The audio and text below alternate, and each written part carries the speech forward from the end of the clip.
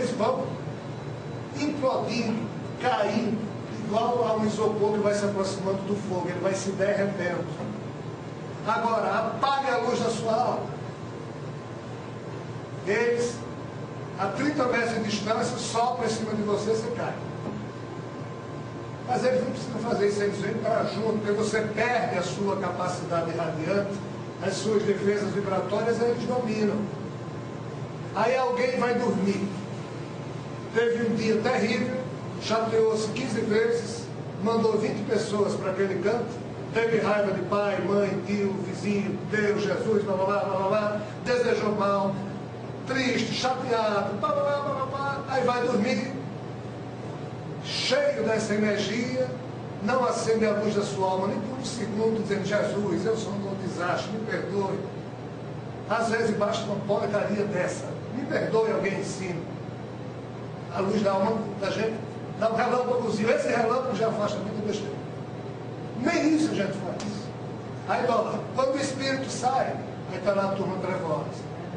Aí usa dessa tecnologia de pegar um chipzinho negativo, colocar em cima de um pâncreas, e como é uma atitude diária, aí de repente seu organismo físico começa a sofrer influências do seu tubo etérico, do seu perispírito, está cheio de marcações dessa turma negativa. Esse é o segundo aspecto do problema da pergunta. O terceiro: que mérito nós, os seres terráqueos, temos diante do cosmos, se nós somos a espécie cósmica que mais mata os membros da sua própria espécie, e com todo tipo de desculpa deslocada, até em nome de Deus a gente mata uns aos outros?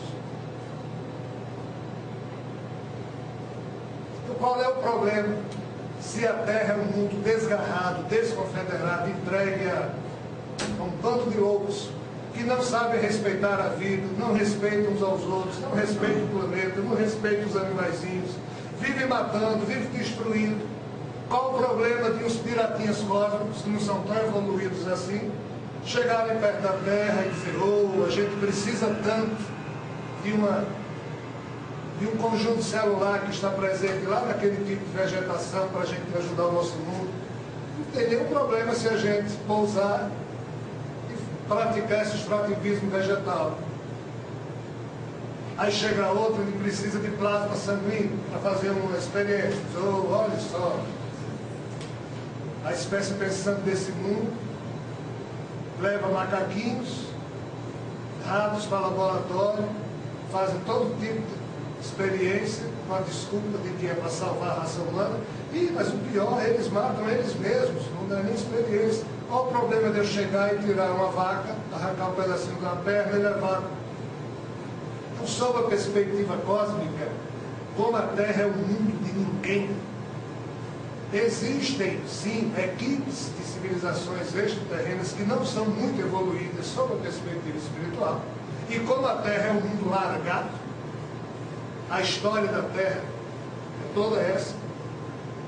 Muitas equipes no passado, civilizações extraterrenas, já chegaram aqui tentando dominar a Terra, já que a Terra é um mundo isolado, largado, não está confederada a nenhum tipo de suzerania celeste, já que os habitantes que ali estão são considerados, sob a perspectiva cósmica, presos, loucos, doentes e criminosos, estão todos ali.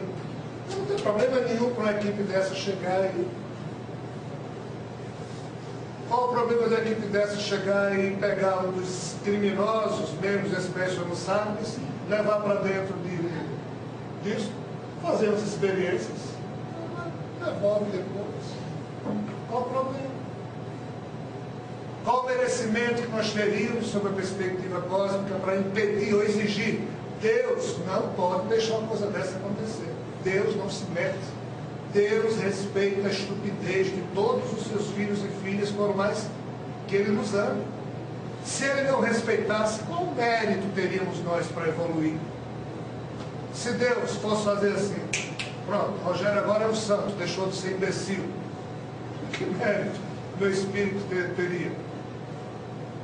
Aí alguém vai dizer: ah, Rogério agora não é mais imbecil, mas é porque ele é peixe de Deus.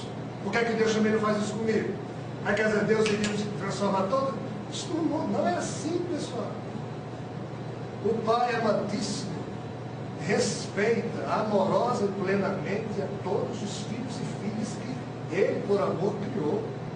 Agora, na hora em que Ele se autocolocou uma espécie de mistério amoroso, Ele deu também o livre-arbítrio a cada um desses criados para que cada um tenha toda a eternidade para caminhar. Só há uma fatalidade nos esperando, é que um dia nós seremos, entre aspas, unificados a esse Pai amantíssimo. Isso é inevitável, porque o seu amor assim determina. Agora, quando e como chegar nesse estado, aí depende do livre-arbítrio de cada um de nós. É assim que funciona, dizem os mentores.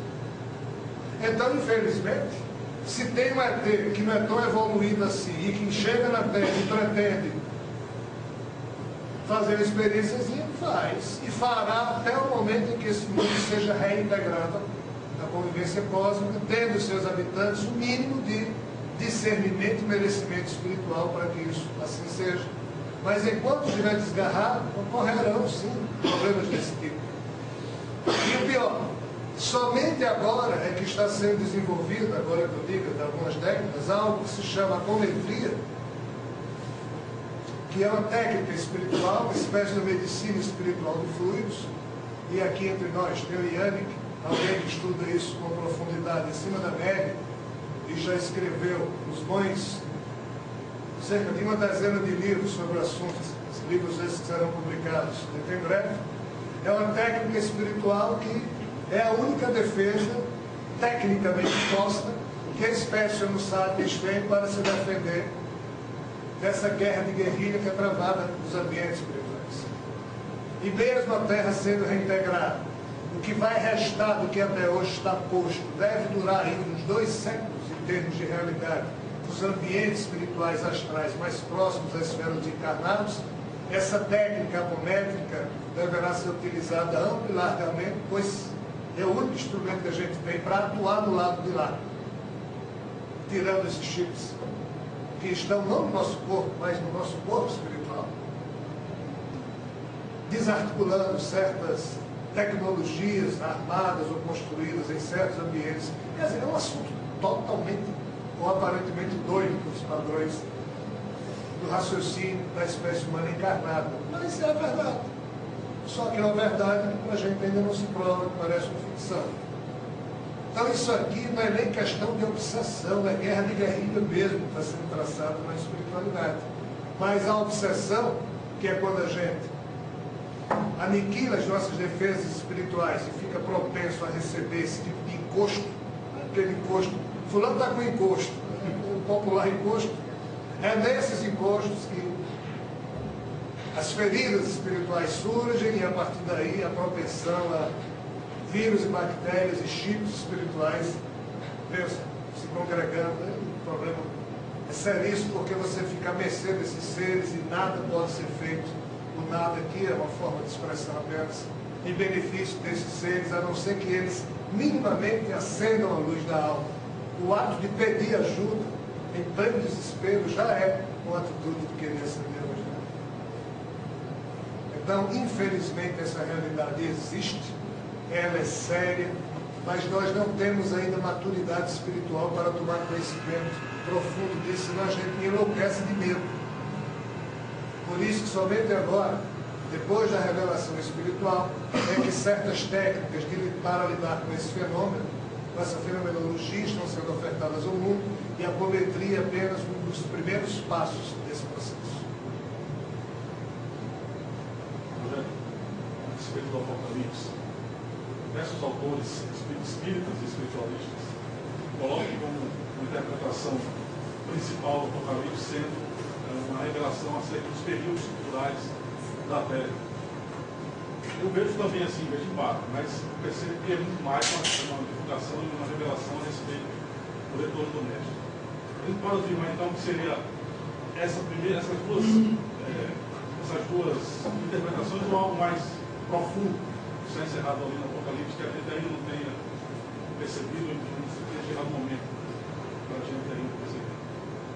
Os dois painéis gerais que se observam em todo tipo de estudo são exatamente esses que você citou.